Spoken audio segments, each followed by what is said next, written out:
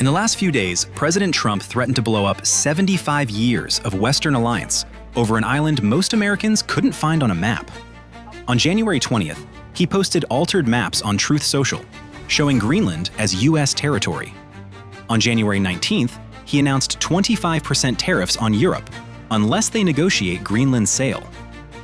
And according to CNN reporting, when asked at a White House briefing how far he'd go, Trump replied, "You'll find out."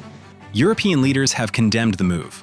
Greenland's Prime Minister, Jens Frederik Nielsen, told Reuters the island must prepare because Trump has not ruled out the use of military force. But the underlying question is, why Greenland? Why now?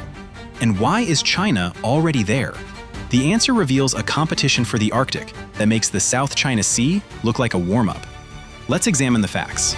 All the United States is asking for is a place called Greenland. We have a plan for protecting Greenland. First, let's outline what happened in Davos. After the initial storm, a new scenario rose for Greenland. President Trump announced a deal has been struck with NATO Secretary General Mark Rutte. In Trump's words, "We got everything we wanted." To critics, it looked like face-saving retreat. But according to The Telegraph, if this framework materializes, the United States would secure something far more durable than headlines: parts of Greenland under effective U.S. control, allowing American military operations, intelligence activity, training, and rare earth mineral development, exemptions from Danish permitting rules, faster deployment of missile defense systems, and expanded access to mineral-rich Arctic zones. And all of it without the use of force or imposing a single tariff. To anyone who has read The Art of the Deal, this style might be familiar. For instance, Trump suggests an intense approach to negotiations. I aim very high, and then I just keep pushing and pushing and pushing to get what I'm after. To push effectively, the president explains that leverages determine the outcome of that same intense negotiation. The best thing you can do is deal from strength, and leverage is the biggest strength you can have. After this, tariffs and military action become more than just simple threats.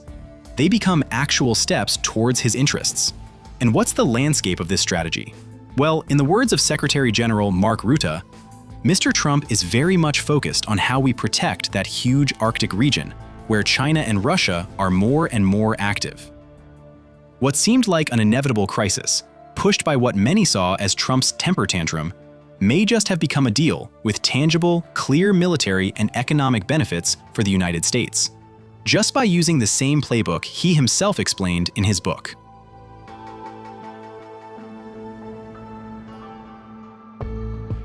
Here's what changed between Trump's first Greenland proposal in 2019 and today. In 2019, it looked like real estate speculation. In 2026, it's become a strategic resolution. The numbers. Russia now operates 69 military bases across the Arctic, including a fully modernized Northern Fleet, according to the Center for Strategic and International Studies. China? They declared themselves a near-Arctic state in their 2018 Arctic Policy White Paper, despite being 900 miles from the Arctic Circle. According to CSIS analysis, China holds stakes in Greenland mining projects worth potentially trillions, including a 6.5% stake in the Kvanefjeld rare earth deposit through Shanghai Resources. And here's the key fact. America's only permanent presence in Greenland is Thule Air Base, currently housing missile defense systems tracking threats from the Arctic. Center for Strategic and International Studies reports no evidence of Chinese or Russian military deployments in Greenland itself. But a Greenland government minister told CSIS researchers, without an influx of investment, Greenland will have to turn to other partners, including China. Translation: Denmark can't afford Greenland's development. China can, and will. That's why Trump posted those maps on January 20th. Because it's all about who controls Greenland.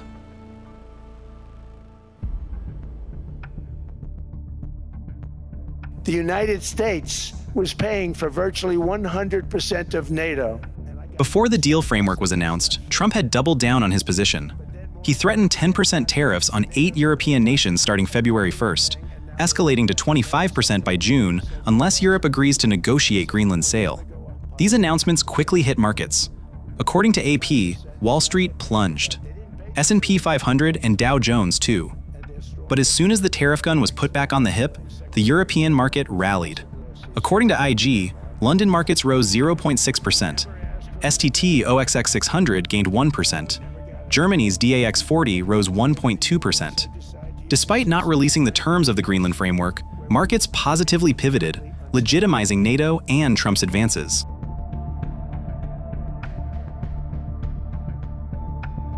So let's stipulate the facts that will explain better the interest behind the Arctic territory. Trump's position is correct on strategy. Greenland's location is critical for monitoring missile launches, controlling Arctic shipping lanes, and accessing rare earth elements China currently monopolizes. CSIS confirms Greenland ranks 8th globally in proven rare earth reserves, with projects like Kvanefjeld and Tanbreeze potentially worth trillions. Europe's position is correct on execution. Threatening NATO allies with tariffs over territorial acquisition violates every principle of the Western alliance. Greenland's position is correct on sovereignty.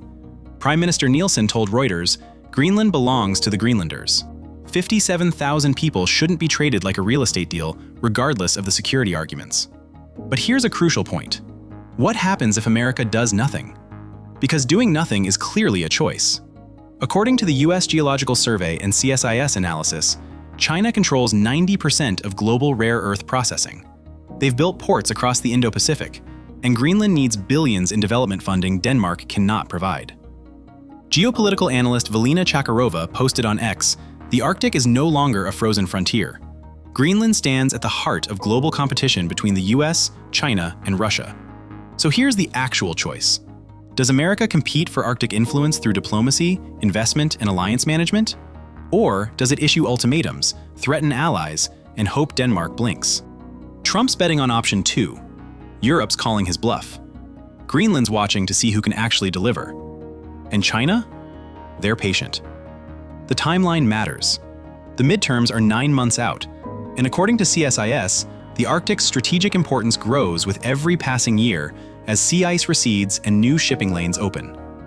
This is a stress test of whether America can think strategically while acting diplomatically, or whether we've lost the ability to do both.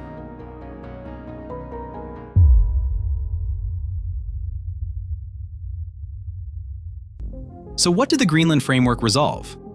On one side, military escalation has been left out as an option. Not only does this preserve America's diplomacy, but it also backs the majority of Americans that oppose military action in Greenland. That's probably the biggest statement I made, because people thought I would use force. I don't have to use force. I don't want to use force. I won't use force. On the other side, the trade war that would greatly affect the American economy, according to Oxford studies, has also been avoided. Right now, President Trump and Secretary General Mark Rutte have opened a new window of opportunities, with no concrete terms or timeline, however. On another note, the place where the bases will be established is still undetermined, as well as the regions where the earth mining will take place. Eventually, these answers will come in due time, and they will determine who controls the Arctic and whether the Western alliance survives the competition. Here's your question. Should America have walked away from Greenland in 2019? Or is Trump right that strategic assets don't wait for permission?